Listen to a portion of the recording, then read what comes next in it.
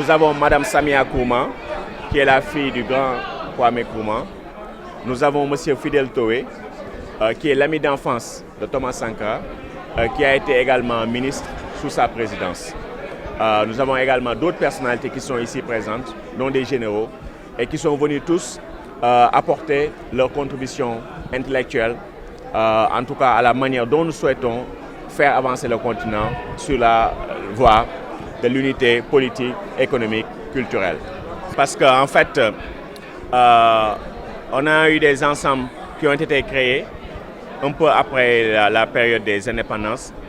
On a vu que les progrès ont été timides, alors que le monde n'attend pas. On va dans un monde qui est de plus en plus multipolaire, on le voit.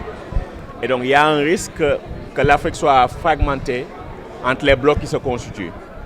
Et donc ça, nous devons éviter parce que ce serait une nouvelle forme de colonisation ou de néocolonialisme.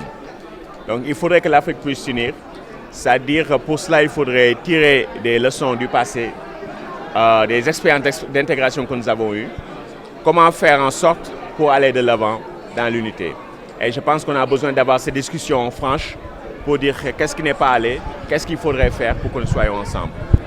En fait, le gouvernement actuel est venu à la suite, en tout cas, de mouvements qui ont été portés par les jeunes. L'Afrique est un continent majoritairement jeune. L'âge médian, c'est de 19 ans. Et donc, le gouvernement actuel a beaucoup de popularité au sein de la population jeune. Et les jeunes sont demandeurs de panafricanisme. Hier, on a parlé de ce qui s'est passé dans le cas des pays de l'Alliance des États du Sahel.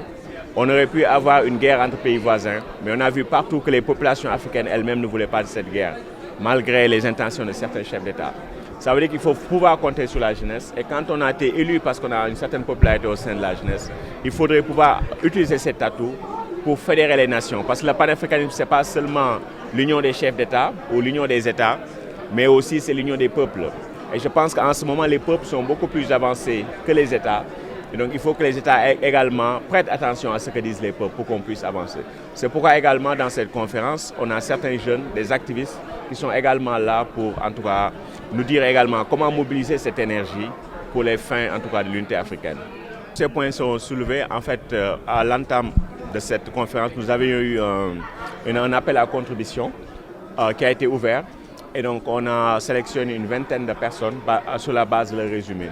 Et donc la plupart de ces personnes sont là, vont travailler en atelier, les papiers vont être présentés, vont être relus de manière scientifique, commentés, corrigés et après ces papiers vont être mis à la disposition du public.